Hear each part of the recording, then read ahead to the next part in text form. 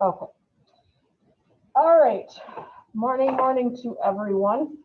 I'm going to drop down here and I just want to make sure that we're just looking at the screen. Um, it came to my attention yesterday, about halfway through the day, that tomorrow gets really messed up because we're proctoring the ACTs tomorrow. And we don't have for, let me find it, term calendars. We're not doing the MCAs tomorrow. So 9, 10, and 12th grade will not be in school. It'll be asynchronous. And the 11th graders will be here taking the ACT. So with no class tomorrow, it's my second hour Crim that I lose. And so with you guys here today, I'm going to record this so that the same information is presented to both groups. Because I want to make sure that everybody's getting the same information going forward. And so looking at our Crim 2, the first thing I want to point out is we are currently in the process of the George Floyd trial. That started this morning. But for purposes of we are in the process right now of doing opening statements. And it looks like the opening statement on the prosecution side must have rested because the defense is up right now. And I'm just going to listen just briefly with you. What would a reasonable police officer do? What is a reasonable use of force? What would a reasonable person do in his or her most important affairs? What is a reasonable doubt? As such, reason dictates and necessitates how the evidence must be looked at and analyzed in every single case. And common sense is exactly that. It's common sense. Common sense tells you that there are always two sides to a story. Common sense tells us that we need to examine the totality of the circumstances to determine the meaning of evidence and how it can be applied to the questions of reasonableness of actions and reactions. In other words, common sense is the application of sound judgment based upon a reasoned analysis. And that's what this case is ultimately about. It's about the evidence in this case. The evidence that you will see in this case during this trial. It is, I agree with counsel for the state, it is nothing more than that. There is no political or social cause in this courtroom. But the evidence is far greater than 9 minutes and 29 seconds. In this case, you will learn that the evidence has been collected broadly and expansively. Minnesota Bureau of Criminal Apprehension employed nearly 50 case agents, analysts, and technicians to investigate this case. The Federal Bureau of Investigation included at least 28 additional. So I have a sneaky suspicion that there's going to be some frustration as the defense continues to bring forth their information. As I was watching this and reading up on it, there's an argument that the defense is actually going to sound like George Floyd is on trial. And they're going to bring in evidence from a 2019 case where it involves some drugs on the part of Mr. Floyd. The judge said it's similar, there's a similarity to this case. And remember, you guys are my Crim 2 kids. The defense's job is to poke holes in the prosecution. The defense's job is to raise doubt among the jurors. And this individual who's currently on the screen, that is what he's doing, is he is attempting to raise doubt. This is live right now. And it will be live. They're saying it could take as long as 4 weeks.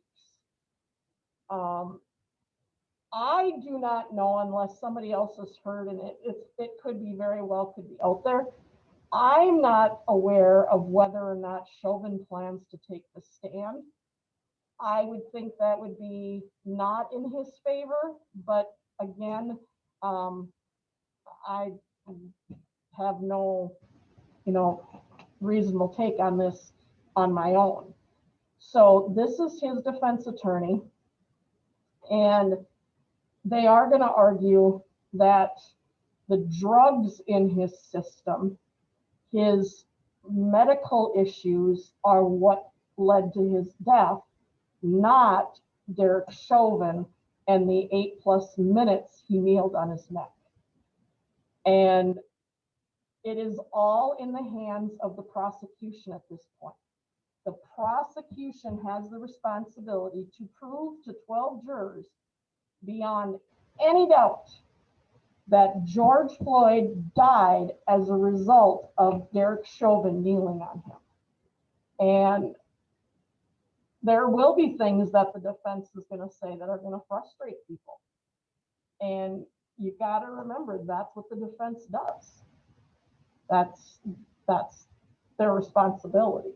So this class, more than any other class I teach, will spend time, looking at the highlights, because we need to be aware of this. This is being considered right now probably Minnesota's biggest case ever.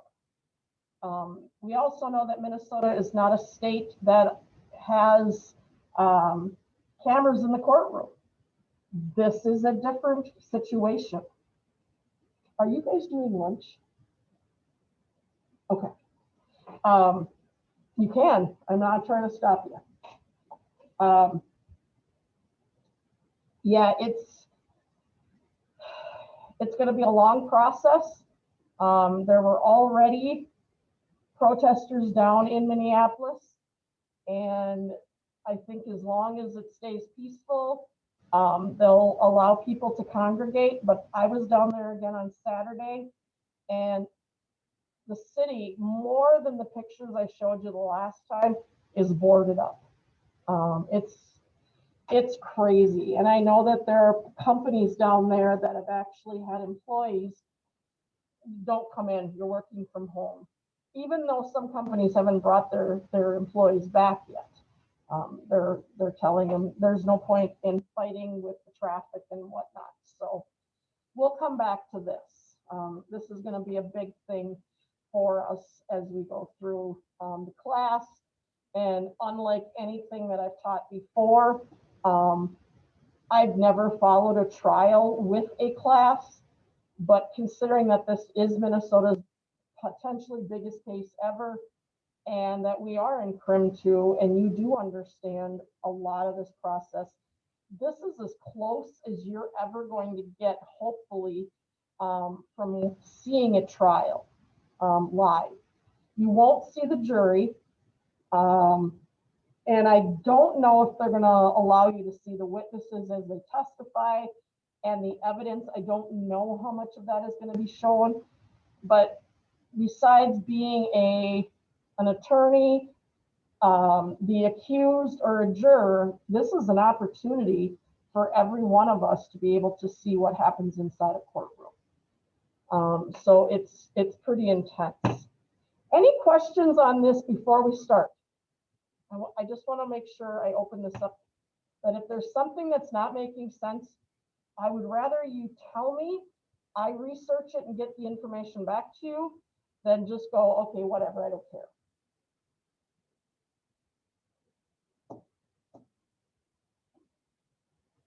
All right, so what we're going to do is I'm going to get you started on what we're working on today. And then I'm going to give you a chance to work, not leave, because once there's some of you that I say, okay, you got work time, and then they don't do the work. So I don't know how that works, but no. I'm going to ask you to go to Schoology and go to the weekly overview and open up week 3 for me, please. Okay. And there's a couple things I want to go over with you. Please follow along on your end so that I don't have to go back later and say, well, we already did this. Follow along with the steps. So are you guys on Zoom with me? Well, make sure you're following on Schoology with me, okay? All right, so the first thing I want to show you that's in week 3 is the main players of the trial. And this was published Saturday in the Pioneer Press. And it just walks you through, obviously we know who George Floyd is. This is the judge. We've seen him on a number of cases. This is Derek Chauvin. He looks very different than he did in that video. His defense attorney, and then it goes through the prosecution. Keith Ellison is Minnesota's Attorney General. He's the highest of our legal end of Minnesota. On the legal side, he's our Attorney General. He is involved in this case. We got another prosecutor. These are all prosecutors that you're seeing here that are working on the side of finding him guilty. And so the prosecution is a big group, and they are really making every attempt that there is nothing left for the jury to doubt, that everything that the prosecution or the defense throws out, the prosecution can prove back to the jury. So that's going to be a big thing. And I put that in there because some people will say, well, who is this person? So when the thing comes up about 2019 thing with the drugs and then the drugs program, they're going to, what the question was, this whole thing with the 2019 case, what the defense wants to show is a pattern. That this is a man who used drugs, and over time, drugs are going to affect your body. And his interaction with police in that particular incident. Now, that was all taken care of in the last couple of weeks, where the judge has said, I will allow this in, but I'm not going to allow other things to. This is, and the video, the 8 minutes and 46 seconds that he is kneeling on George Floyd, there's part of that they're not going to show. The part where he's crying for his mother, the part that, I mean, there's parts that the judge says, we don't need that in here because that's too emotional. It's already been argued by the prosecution and the defense. I don't agree with it, but I'm not a judge nor am I an attorney. So, other questions before I move on?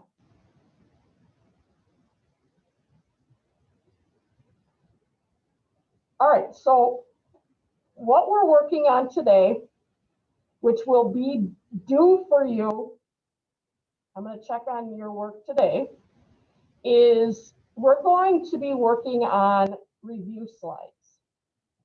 And I need everyone to open up the review slides from Schoology. I'm going to make sure my 3 guys over here, I can see who's on. I have Sydney is on, Emmanuel's on, Kate is on, Quinn is on, Lynn. Keep those coming, ladies and gentlemen.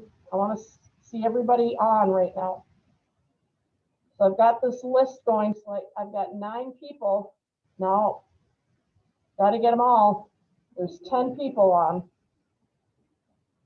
And there's 18 of you, so we need more people. Everybody needs to be on the slides. Where are the slides? Week 3, review, Crim 1 group slides. That's what we're on right now. So I have 13 of you. I'm missing some of you yet. So we got to get everybody on. All right, so the first thing I want to look at is the sign up. And where do I find the sign up? I'm going to link here. There's a link on the first page. I want you to open up that link, please. And from what I can see here, there's a number of 6th hour that have not selected a topic yet. So the first thing I need you to do is go through. I see Emily has chosen one, Dan, Hugo, Blake, Sydney, Lynn have already selected their topic. There are topics that are still left over. Rules versus laws, criminal versus civil, statutory laws, Minnesota 609 code. It looks like gross misdemeanors and misdemeanors are still available. Property crime category, I mean, there's still quite a few spaces open. So I'm going to give you, those of you that haven't signed up right now, I need you to pick one. There's a lot of them to select. We have a total of 42 students in the 2 sections, and there are 46 choices. So everybody will get a choice. It just means that your choices get more limited the more everybody signs up. So if you haven't picked one, now is your time to do so. So I'll give you a minute to do that.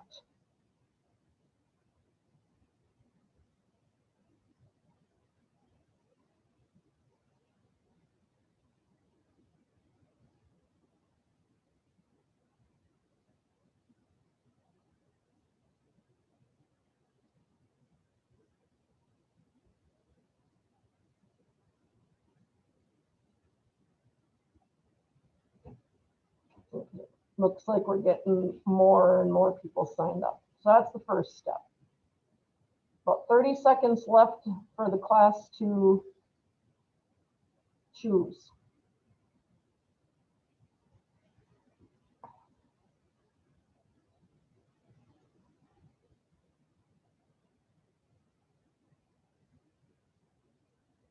So 1, 2, 3, 4, 5, 6, 7, 8, 9, 10, 11, 12 people from this hour. And I should have 20 people from this hour, so I'm missing quite a few.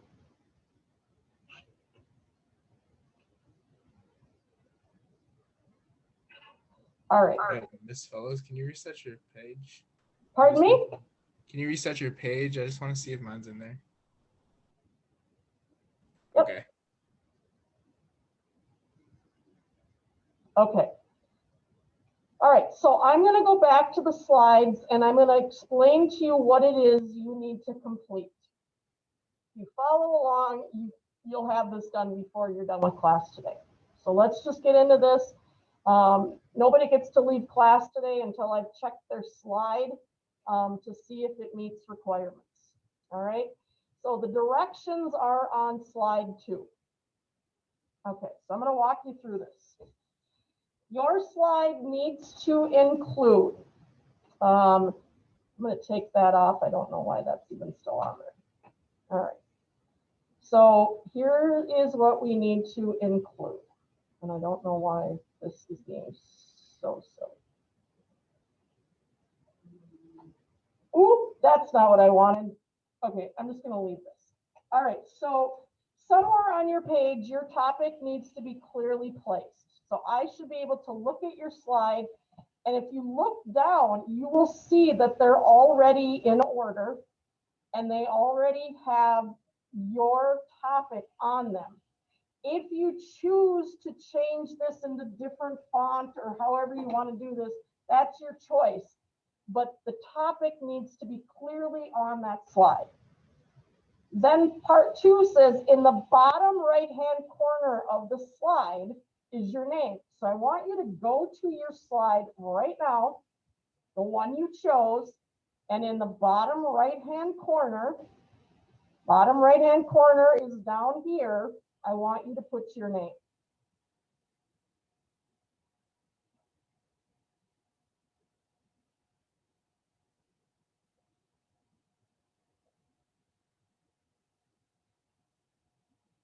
trying to see if I can pull anybody's up that has that done for me.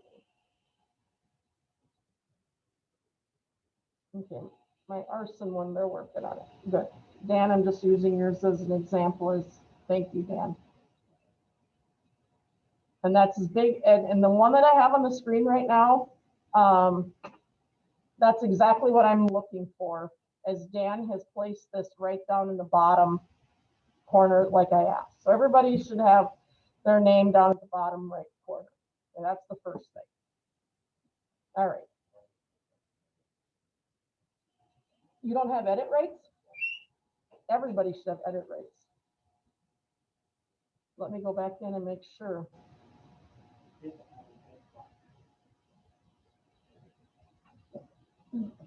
Yeah, I was gonna say, I hope everybody's got edit rights. Okay, so the question was, how do I do this? Up in your the heck do you call this thing? Your ruler or is the text box. So you're just clicking on that and you're putting a little text box at the bottom and you put your name in it.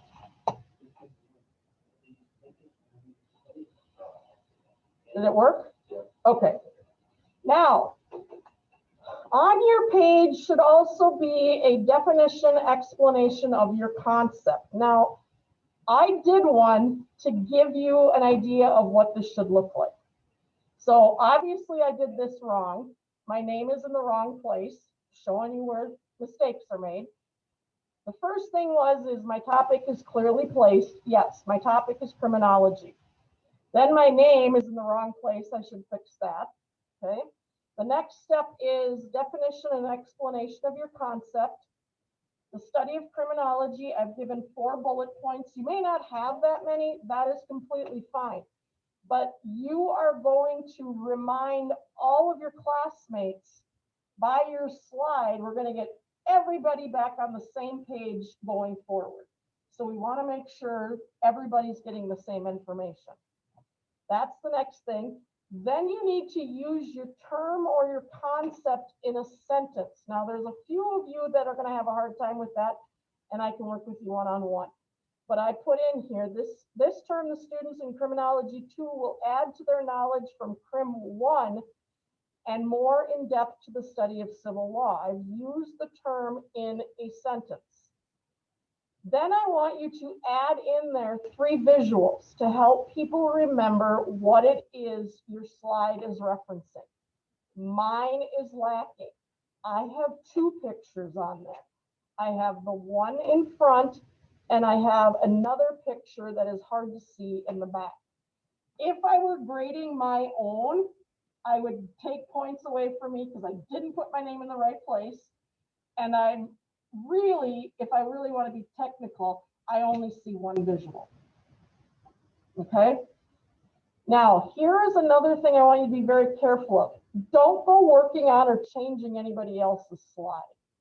Don't go into theme and then click this, which then changes everybody's page. Okay, I don't want you changing everybody's page. If you want to do something fun for your own, that's your choice. But when it says background, don't go giving everybody a red background. You can do that to your own. Okay? Questions. The directions are there. You know what you need to do. Before you leave class today, you need to pop in with me and talk with me, and I'll say, yep, you're good to go, or nope, I need you to change this. Everyone's working on their slides today. Are there any questions from the group? Nobody's going anywhere until I've given them the yes or no. So use this time to work on your slide and let me know when you need me to check it. Hey, I can't copy an image and paste it without a mouse on the photo. Okay, sorry. So if I look up like victim impact statement online and I find a photo I want to use, I can't just copy it and put it onto here. you might be able to save it onto your Chromebook and then go back in and enter it that way. A lot of work. I know I'm asking so much of you.